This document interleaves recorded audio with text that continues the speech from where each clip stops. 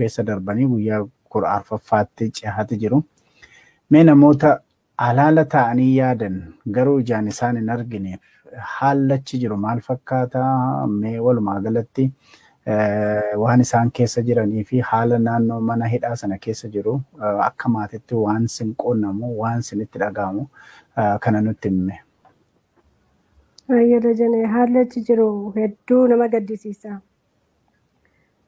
Iddoon isaan jiran sun iddoo Jawaar faan duraan itti taphatan, itti kolfan, uummata isaan gaafachuuf deeman, itti kolfisiisanii waliin taphatan sun iddoo gaddaa ta'ee jira. Namni achi dhufee hundinuu nama baay'eetu dhufa, nama 100 oltu dhufa. Ganamaaf galgalatti.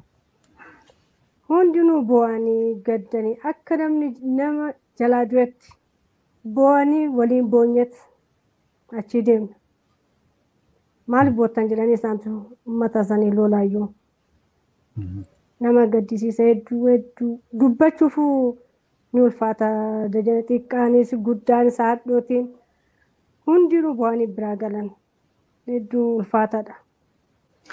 Egaa Jawaar Mohaammed fi Baqqalaa Garbaa fa'a namoota dhaqaniini nuun boo'inaa har'aa miti gaafa duuniyyuu nuun boo'inaa nuti kaayyoo qabnaa kan jedhutu jira garuu.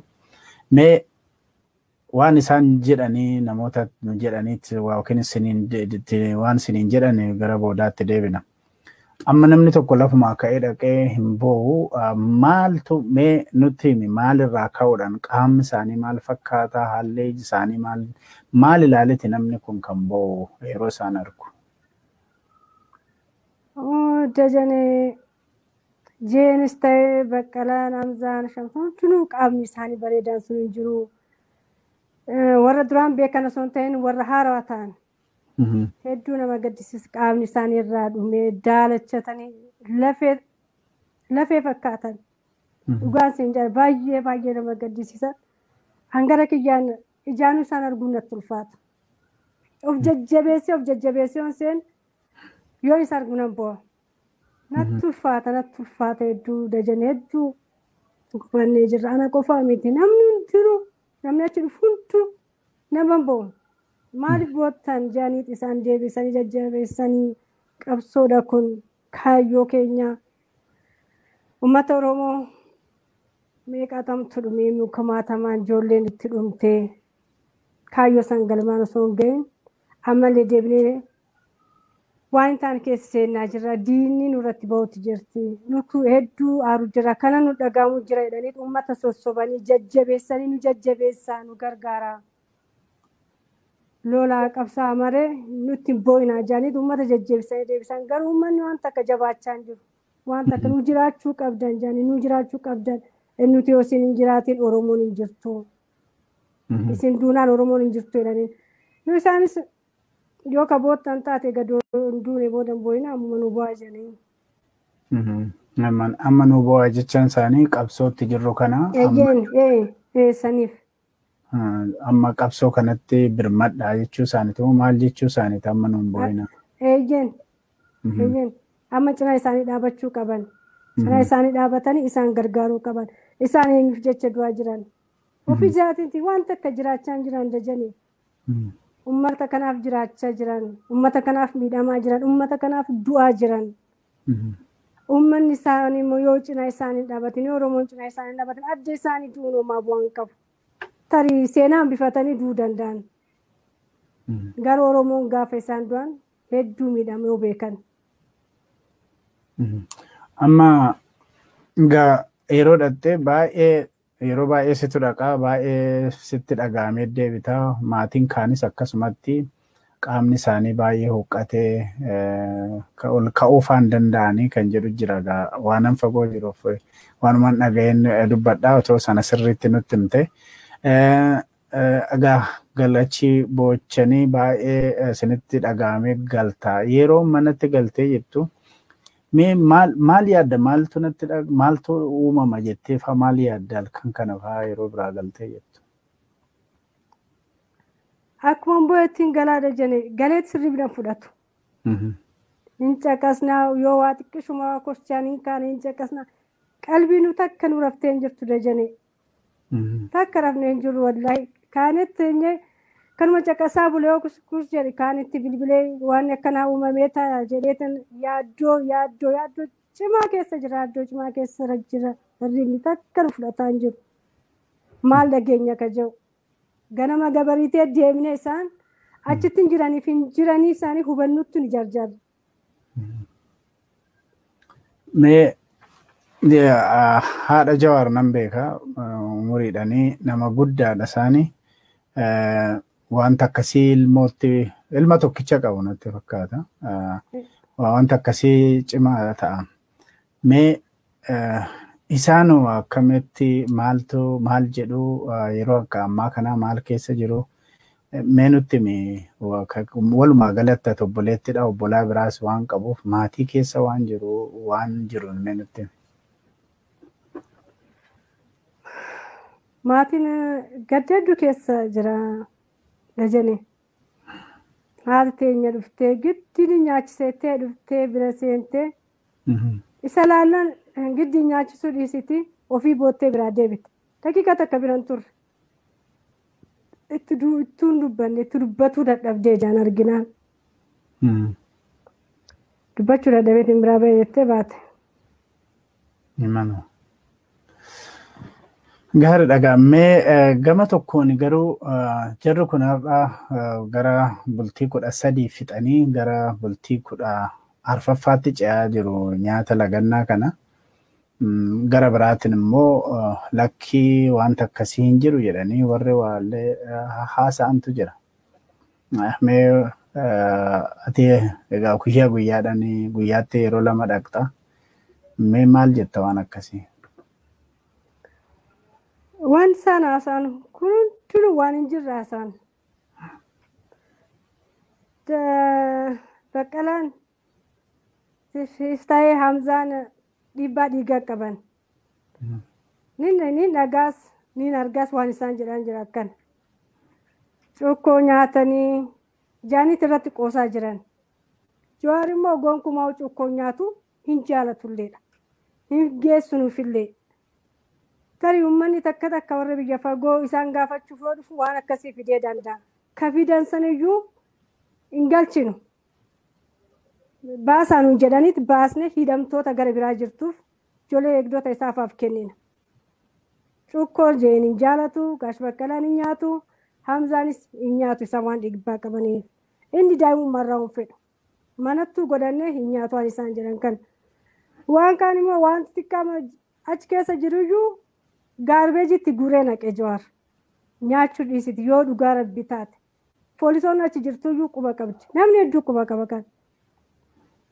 Ani garaan na dadhabeetiin guyyaa 3ffatti garaan na dadhabee Dajane arguu dadhabee waa dhoksee waan akka vitaaminii galchuuf yaade. Shamsuu akkuma ta'eeti waan tana galchiti dhoksii kenniifiin jedheen. Shamsuun galchuu sodaatee bakkuma isaan gabbaanii dhadhaabatan san irra kaa'e. Achi hojii gabbaa arge maali kun jennaan bar waan xiqqishuu wayiitii osoo bishaanitti buufattanii jedheetiin jedhaan waan garaan na dadhabeef. Poolisitti meetu lammata yoo raabiyaan dhuftu sakattaatu malee waliin galchiin jedheen. Nyaata nyaatuu dhiisiti. Egaa gaafa lagartaniiti takka bishaanuu guyyaa 13 bishaan dhuganuu hin beekan nyaata isaanii nyaatan jaanii qoosan dhiisiti. Isaan du'aa ilma uummatni Oromoo godhuufitti rabbi isaan jabeessee dhaabatan haga kanaa turuu isaanii haga kanaa hin turan jedhee yaanneen.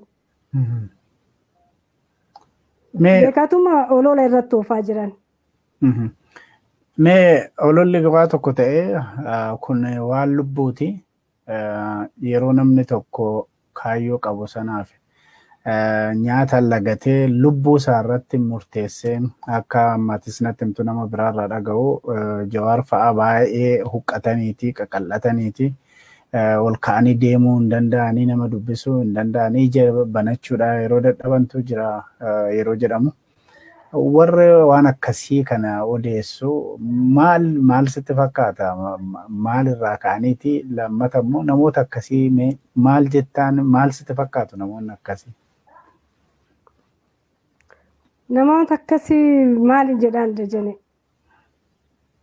Hedduun itti gadda garuu ni beekan osomaa beekanuu beeka soba irratti oofaa jiran. Jarriin keenya kaayyoo qabaniif cimanii ilkaan isaaniif ciniinnatanii lagataa jiran beelanis du'aa jiran. Irraa dhaabbadhaan jedha warra akkatti irratti oofaa jiru kan.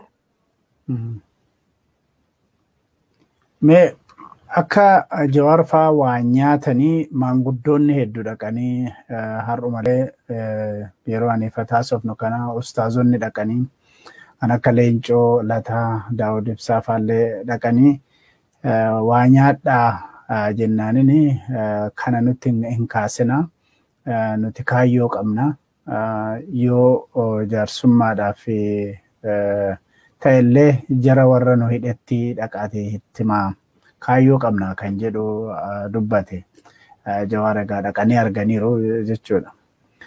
Mee yeroonni akkas jedhee didu kana isin akka maatittoo gara keessaniin carraadhuma argattee akka nyaattu jettanii wanti dhiibbaa irratti gootan jira keessattuu guyyaa dhuma lamaan kana keessatti yeroo baay'ee inni dhukkubsatee jiru of dadhabee jiru namni kaan immoo biraa fuudhameeti jira Shamsaddiin biraa deemee Dajaneen immoo gamallee haa ta'u malee biraa deemee yeroo kana baay'ee hortanii lakki Jawaar nyaadhu buleessa koo jettee wanta gaafatte jira.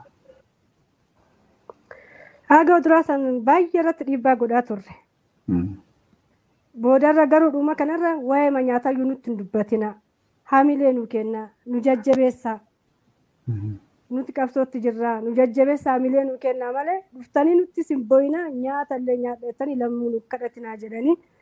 Nun jaanii nuti dadhabnaan manguddootatti himnee, jaarsota gurguddootti himnee, sheekotitti himnee akkasitti isaan kadhatan.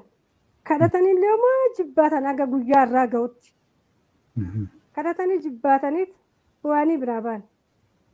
Hin nyaannu jedhanii yoomuu hin nyaannu jedhanii asii reeffa keenya nu baastanii jedhanii.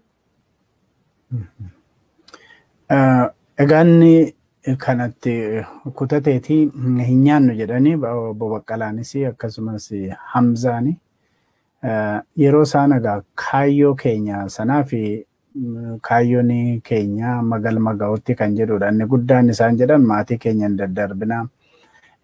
Lammata immoo qeerroon 5,000 ol amma 5,000 amma 7,000 itti dhiigni dhangala'ee har'a Oromoon mana hidhaatti guurameeti qaama biraati kan Oromiyaa keessatti irra sirbaa jiru.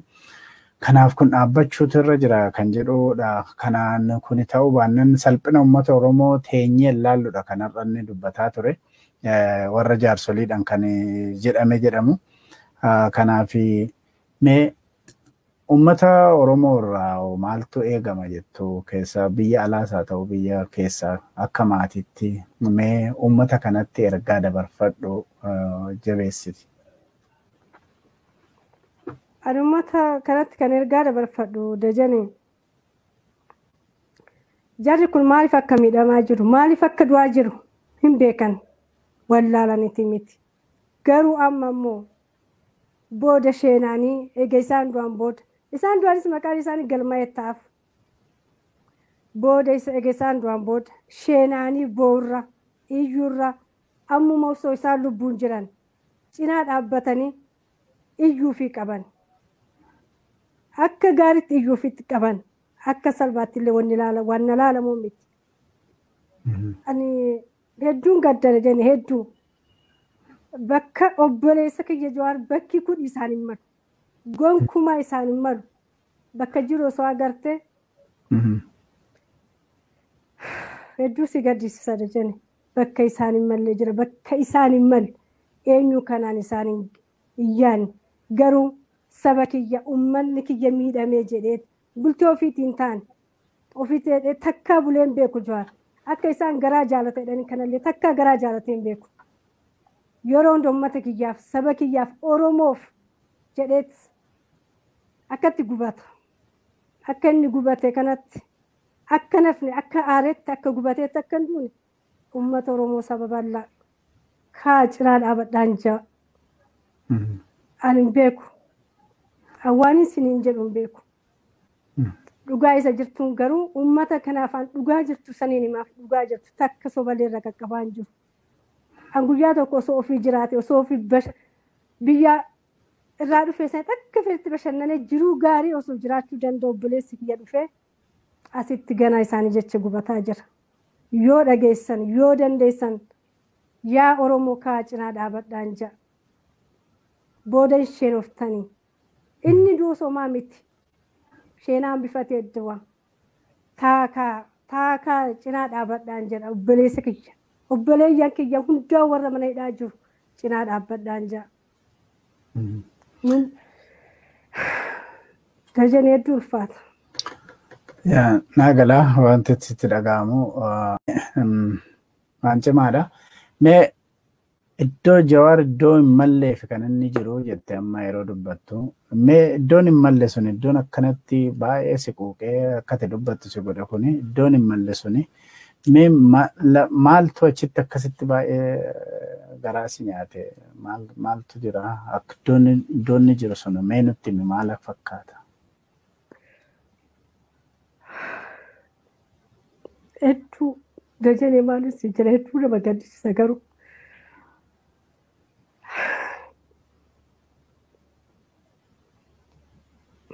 Yeroo mara akkuma arginu bu'ee gal Dajanee ani hin danda'u. Obboleessa kiyya ta'ee fiiltee miti haala inni dabarse haala inni keessa jiru. Mana xiqqishuu san keessatti hacuuccamee dallaa takka keessatti hidhamee.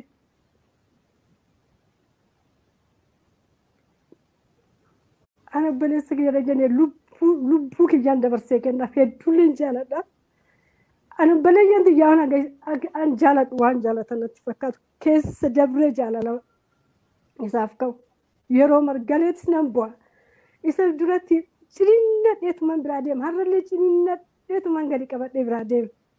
Yoo inni ija keessa na laale fuula irraa garagalfadha Dajanee. Maaliif Jawaar kanaan hin eegnaan mana hidhaa keessatti hidhamee akkatti itti cufamee hin jiraate dheeyyaanne.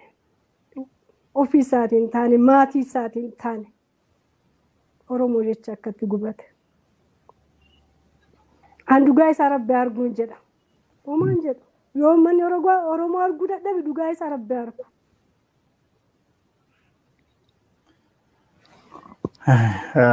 Egaa Jawaar asii qabnee beeknaa biyyattis wajjin hin turre kutataadha kaayyoo isaatii fi jireenya fooyyee qabu nama jiraachuu danda'u yuunivarsiitii addunyaa keessatti beekamoo yuunivarsiitii beekamaa keessatti nama barateedha.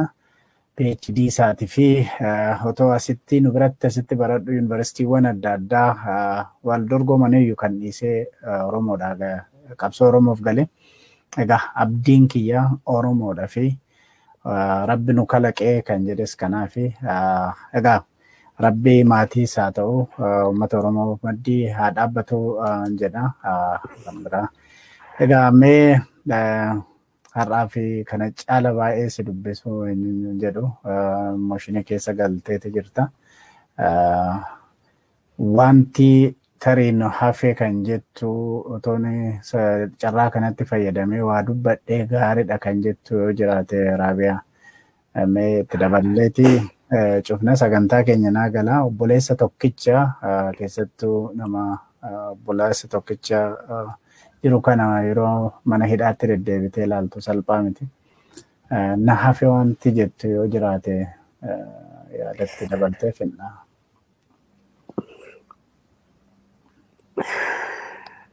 Anumaan nafni Dajanee mucaa lubbuu mucaa akka lubbuutti jaalatu aga torbaan ga'uuf yeroon itti dheerata.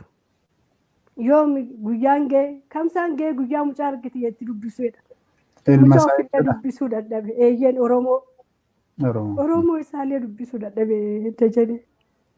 Gaafa Oromoo waraqaa fuulduratti qabatee firii Jawaar jeessan aganan bu'aanatu beeka Dajanee wallaahi.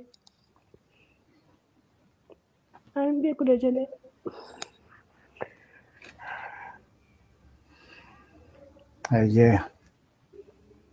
Ayyee kunis hin darbiti Raabiyaa Raabiyaa Siraaj Mahammad egaa daawwattoota keenya fi dhaggeeffattoota keenya amma kan hordofaa jirtanii obboleettii Jawaar Mahammad Raabiyaa Siraaj Mahammadii mana hidhaa keessatti obboleessa ishee tokkicha yeroo argitu waan ishiitti dhaga'amedha.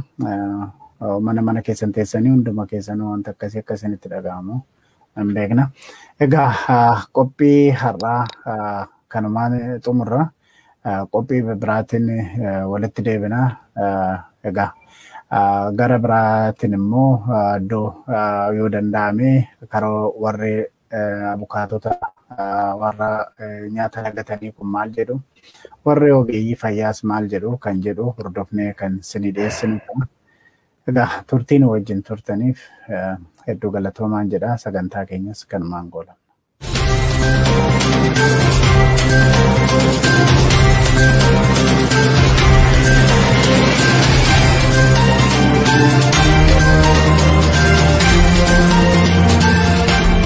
Keessa darbanii guyyaa 14ffaatti cehaati jiru.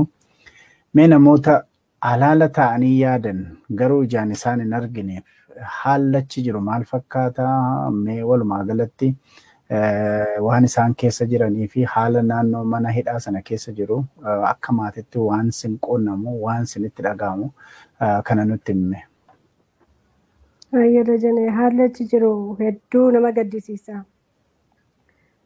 Iddoon isaan jiran sun iddoo Jawaar faan duraan itti taphatan, itti kolfan, uummata isaan gaafachuuf deeman, itti kolfisiisanii waliin taphatan sun iddoo gaddaa ta'ee jira. Namni achi dhufee hundinuu nama baay'eetu dhufa, nama 100 oltu dhufa. Ganamaaf galgalatti. Hundinuu boo'anii gaddanii akka namni nama jalaa du'etti boo'anii waliin boonyetti achi deemna. Maal boottan jedhanii isaantu uummata isaanii lolaayyuu. Nama gaddisiisa hedduu dubbachuuf ni ulfaata. Dajana xiqqaanis guddaanis haadhootiin hundinuu bu'anii biraa galan hedduu ulfaataadha. Egaa Jawaar Mahammad fi Baqqalaa Garbaa fa'a namoota dhaqaniini nuun boo'inaa har'aa miti gaafa duuneeyyuu nuun boo'inaa nuti kaayyoo qabnaa kan jedhutu jira garuu. Mee waan isaan jedhanii namoota jedhaniitti yookiin waan isiniin jedhan gara boodaatti deebina. Amma namni tokko lafumaa ka'ee dhaqee hin boo'u maaltu mee nutti himi maalirraa ka'uudhaan qaamni isaanii maal fakkaataa haalli isaanii maal ilaaleeti namni kun kan boo'u yeroo isaan argu. Dajanee Jeenis ta'ee Baqqalaan Hamzaan Shamsuun hundinuu qaamni isaanii bareedan sun hin jiru. Warra duraan beekan osoo hin ta'in warra haarawaa ta'an. Hedduu nama gaddisiisa qaamni isaanii irraa dhumee daalachatanii lafee fakkaatan. Dhugaan siin jira baay'ee nama gaddisiisa. Hangara kiyyaan ijaanuu isaan arguun natti ulfaata. Of jajjabeessee on seen yoon isa argu nan boo'a.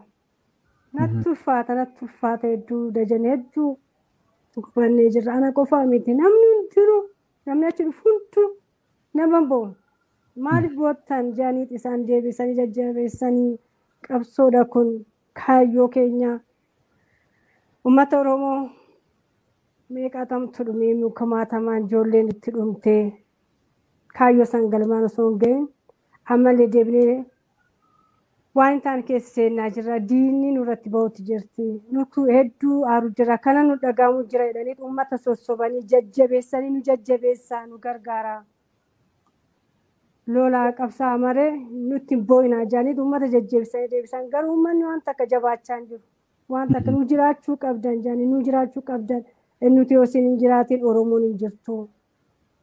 Isin duunaan Oromoon hin jirtu jedhanii. Nu isaanis yoo ka boottan taate gadoo duune boodan boo'ina amma nu bu'aa jedhanii. Amma nu bu'aa jechaan isaanii qabsootti jirru kana. Saniif. Amma qabsoo kanatti birmadhaa jechuu isaaniiti moo maal jechuu isaaniiti amma nu bu'ina. Amma cinaa isaanii dhaabachuu qaban. Cinaa isaanii dhaabatanii isaan gargaaruu qaban. Isaan eenyuuf jecha du'aa jiran. Ofii jiraatiitti waan takka jiraachaa jiran dajanii. ummata kanaaf jiraachaa jiran, ummata kanaaf miidhamaa jiran, ummata kanaaf du'aa jiran. Uummanni isaanii immoo yoo cinaa isaanii dhaabatin, yoo Oromoon cinaa isaanii dhaabatin adda isaanii duunumaa bu'aan qabu. Tarii seenaan bifatanii du'uu danda'an. Garuu Oromoon gaafa isaan du'an hedduu miidhame yoo beekan. Amma yeroo dhattee yeroo baay'ee situ dhaqaa baay'ee sitti dhaga'amee deebitaa maatiin kaanis akkasumatti qaamni isaanii baay'ee huqqatee ol ka'uufaa hin danda'anii kan jedhu jira waanan fagoo jiruuf waanumaan dhaga'een dubbadhaa otoo sana sirriitti nutti himte. Egaa galachi boochanii baay'ee isinitti dhaga'amee galtaa yeroo manatti galtee jettu mee maal yaadda maaltu uumama jettee faa maal yaadda halkan kana faa yeroo biraa galtee jettu. Akkuma bo'eettiin galaadha jenne galeetti sirrii biran fudhatu. Hin caqasnaa yoo waa xiqqishuma kochaanii kaane hin caqasnaa qalbii nu takka nu raftee hin jirtu dajane. Takka rafnee hin jirru wallaahi kaanetti kanuma caqasaa bulee kus jedhe kaanitti bilbilee waan akkanaa uumamee ta'a jedheetan yaaddoo cimaa keessa jira yaaddoo cimaa keessa jira hirribni takka nu fudhataa hin jiru. Maal dhageenya ka jiru. Ganama gabariitee deemnee isaan achitti hin jiraniif hin jiranii isaanii hubannutti ni jarjarra. Mee haadha Jawaar nan beeka umuriidhanii nama guddaadha isaanii wanta akkasii ilma tokkicha qabu natti fakkaata. Wanta akkasii cimaa ta'a. Mee isaan akkamitti maal jedhu yeroo akka ammaa kana maal keessa jiru mee nutti walumaa galatti obboleettidha obbolaa biraas waan qabuuf maatii keessa waan jiru mee nutti. Maatiin gaddeeddu keessa jira dajane. Haati teenya dhuftee giddiin nyaachisettee dhuftee bira seentee isa laallan giddiin nyaachisuu dhiisiti ofii boottee biraa deebite. Daqiiqa takka biran turre. Ittuun dubbanne itti dubbatuu dadhabdee jaan arginaan. Dubbachuu dadhabeetiin biraa ba'e jettee baate. Himanuu. Gaariidha gammee gama tokkoon garuu jarri kun gara bultii 13 fixanii gara bultii 14ffaatti ce'aa jiru nyaata lagannaa kana. Gara biraatiin immoo lakkii wanta akkasii hin jiru jedhanii warri waallee haasa'antu jira. Mee ati egaa guyyaadhaan guyyaatti yeroo 2 dhaqxa. Mee maal jetta waan akkasii? Waan isaan haasa'an kun hundinuu waan hin jirre haasa'an. Baqqalaan Sistaayee Hamzaan dhiibbaa dhiigaa qaban. Nin dhagaas nin argaas waan isaan jedhan jira akkan. Cuukkoo nyaatanii jaaniit irratti qoosaa jiran. Jawaar immoo gonkumaa cuukkoo nyaatu hin jaalatulleedha. Hin geessunuufillee. Tarii uummanni takka warra biyya fagoo isaan gaafachuuf yoo dhufu waan akkasii fidee danda'a. Ka fidan saniyyuu hin galchinu. Baasaan jedhaniit baasne hidhamtoota gara biraa jirtuuf ijoollee eegdota isaafaaf kennina. Cuukkoo jeen hin jaalatu, Gaash Baqqalaan hin nyaatu, Hamzaanis hin nyaatu isa waan dhiibbaa qabaniif. Inni daa'imummaarraa hin fedhu. Manattuu godhannee hin nyaatu waan isaan jedhan kan. Waan kaan immoo wanti xiqqaa achi keessa jiruyyuu gaarbeejitti guree naqee Jawaar. Nyaachuu dhiisiti yoo dhugaa rabbi taate. Poolisoonni achi jirtuyyuu quba qabdi. Namni hedduu quba qaba kan. Ani garaan na dadhabeetiin guyyaa 3ffatti garaan na dadhabee dajanii arguu dadhabee waa dhoksee waan akka vitaaminii galchuuf yaade. Shamsuutti akkuma ta'eeti waan tana galchiti dhoksii kenniifiin jedheen. Shamsuun galchuu sodaatee bakkuma isaan gabbaanii dhadhaabatan san irra kaa'e. Achi hojeen gabbaa arge. Maali kun jennaan bar waan xiqqishuu wayiitii osoo bishaanitti buufattanii jedheetiin jedhaan waan garaan na dadhabeef. Poolisitti meetu lammata yoo raabiyaan dhuftu sakattaatu malee waliin galchiin jedheen. Nyaata nyaatuu dhiisiti. Egaa gaafa lagaltaniiti takka bishaanuu guyyaa 13 bishaan dhugan hin beekan nyaata isaanii nyaatan jaanii qoosan dhiisiti. Isaan du'a ilma uummatni Oromoo godhuufitti rabbi isaan jabeessee dhaabatan. Haga kanaa turuu isaanii. Haga kanaa hin turan jedhee yaanneen. Beekatuma olola irratti oofaa jiran. Mee ololli gabaa tokko ta'ee kun waan lubbuuti. Yeroo namni tokko kaayyoo qabu sanaaf nyaata lagatee lubbuu isaa irratti murteessee akka ammatis natti himtu nama biraarraa dhaga'u Jawaar fa'aa baay'ee huqqataniiti qaqal'ataniiti ol ka'anii deemuu hin danda'anii nama dubbisuu hin danda'anii ija banachuudha yeroo dadhabantu jira yeroo jedhamu. Warri waan akkasii kana odeessu maal sitti fakkaata? Maalirraa ka'aniiti? Lammata immoo namoota akkasii maal jettaan maal sitti fakkaatu namoonni akkasii? Namoota akkasii maal jedhaan jenne hedduun itti gadda garuu ni beekan osomaa beekanuu beeka soba irratti oofaa jiran. Jarriin keenya kaayyoo qabaniif cimanii ilkaan isaanii ciniinnatanii lagataa jiran beelanis to'aa jiran. Irraa dhaabbadhaan jedha warra akkatti irratti oofaa jiru kana. Mee akka Jawaar fa'aa waa nyaatanii maanguddoonni hedduu dhaqanii har'umalee yeroo ani fataasofnu kana ustaazonni dhaqanii kan akka Leencoo Lataa Daawud Ibsaa fa'aallee dhaqanii waa nyaadhaa jennaaniin kana nutti hin kaasina nuti kaayyoo qabna yoo jaarsummaadhaaf ta'ellee jara warra nu hidhetti dhaqaatee hittimaa kaayyoo qabna kan jedhu dubbate Jawaar egaa dhaqanii arganiiru jechuudha. Yeroon akkas jedhee didu kana isin akka maatittoo gara keessaniin carraadhuma argattee akka nyaattu jettanii wanti dhiibbaa irratti gootan jira keessattuu guyyaa dhuma lamaan kana keessatti yeroo baay'ee inni dhukkubsatee jiru of dadhabee jiru namni kaan immoo biraa fuudhameeti jira Shamsaddiin biraa deemee Dajaneen immoo gamallee haa ta'u malee biraa deemee yeroo kana baay'ee hortanii lakki Jawaar nyaadhu buleessa koo jettee wanta gaafatte jira. Haga uduraa san baay'ee irratti dhiibbaa godhaa turre. Boodarra garuu dhuma kanarra waa'ee nyaataa iyyuu nutti hin dubbatina. Haamilee nu kenna, nu jajjabeessaa.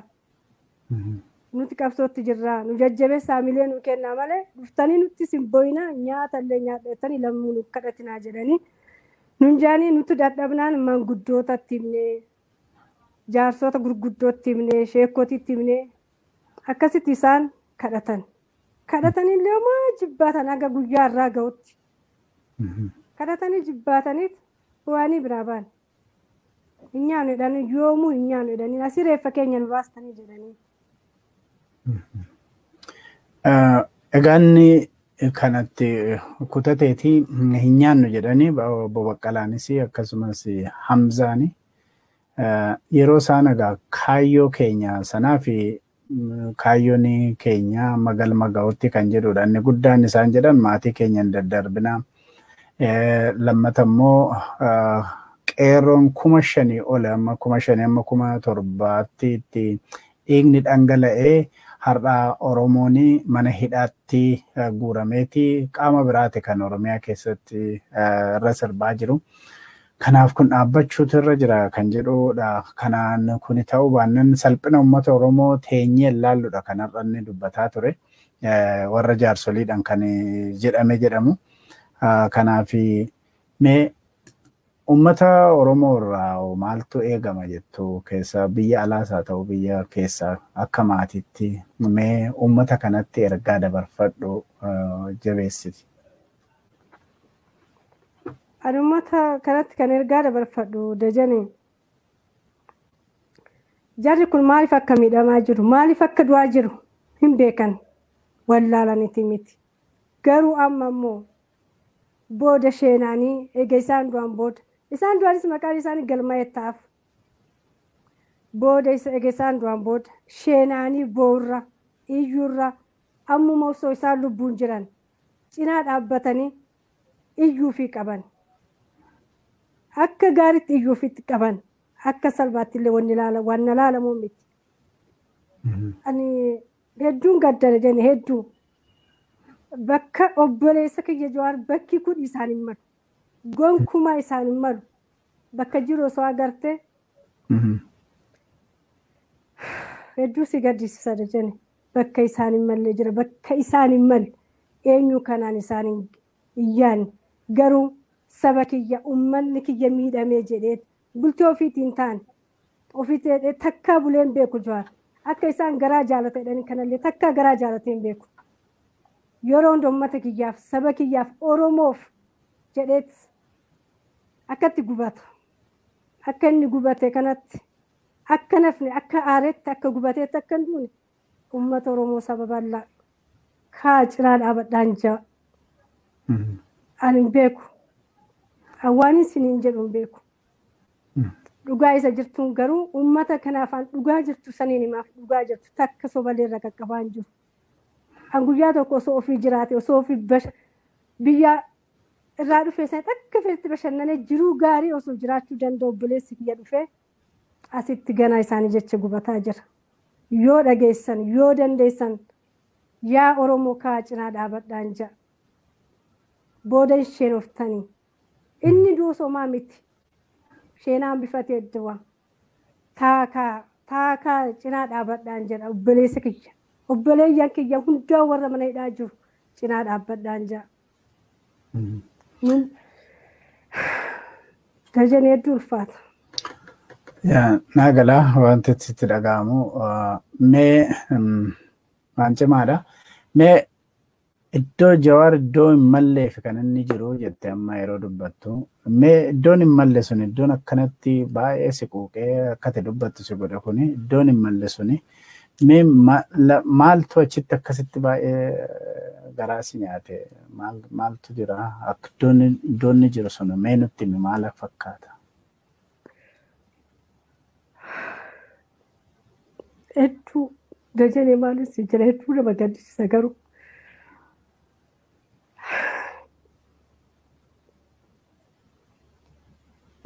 Yeroo mara akkuma arguun hin bu'ee galda jedhee ani hin danda'u. Obboleessa kiyya ta'ee fiiltee miti haala inni dabarse haala inni keessa jiru. Mana xiqqishuu san keessatti hacuuccamee dallaa takka keessatti hidhamee.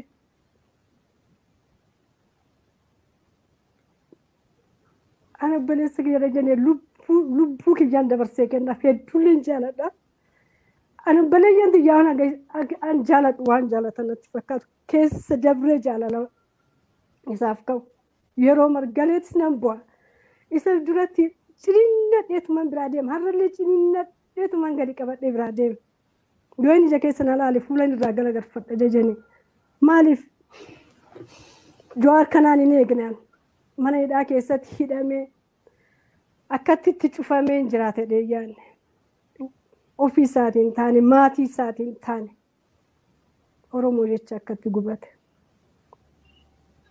An dhugaa isaa Rabbi arguun jedha. Uumaan jedhu yoo uummanni Oromoo arguu dadhabe dhugaa isaa Rabbi argu.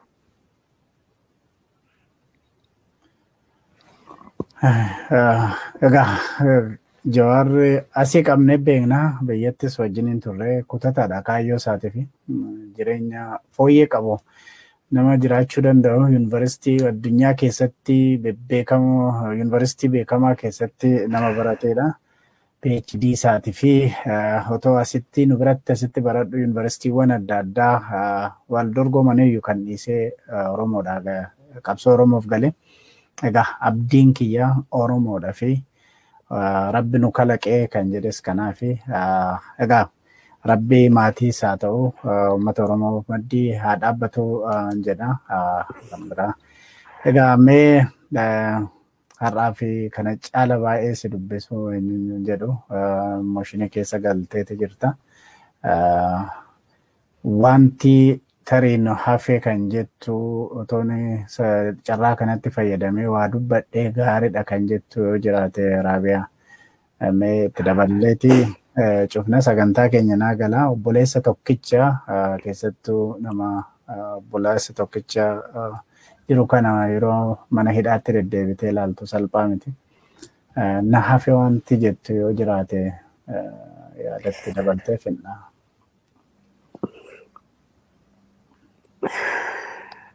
Anumaan nafni Dajane mucaa lubbuu mucaa akka lubbutti jaalatu aga torbaan ga'uuf yeroon itti dheerata. Yoomi guyyaan ga'e kamsaan ga'e guyyaa mucaa argite jetti dubbisuudha. Mucaa ofillee dubbisuu dadhabe eeyyeen Oromoo isaallee dubbisuu dadhabe Dajane. Gaafa Oromoo waraqaa fuulduratti qabatee firii Jawaar jeessan aganan bu'aanatu beeka Dajane wallaahi. Ani beeku Dajane.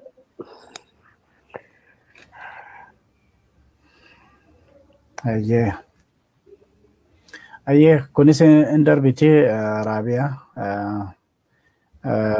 Siraaj Mahammad egaa daawwattoota keenya fi dhaggeeffattoota keenya amma kan hordofaa jirtanii obboleettii Jawaar Mahammad Raabiyaa Siraaj Mahammadii mana hidhaa keessatti obboleessa ishee tokkicha yeroo argitu waan ishiitti dhaga'amedha.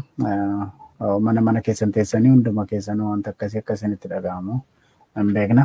Egaa qophii har'aa kanumaan xumurra qophii biraatiin walitti deebina. Egaa gara biraatiin immoo iddoo yoo danda'ame karoo warri abukaatota warra nyaata lagatanii kun maal jedhu warri ogeeyyii fayyaas maal jedhu kan jedhu hordofnee kan isinii dhiyeessinu ta'a. Egaa turtiin wajjin turtaniif hedduu galatoomaan jedha. Sagantaa keenyas kanumaan goolabna.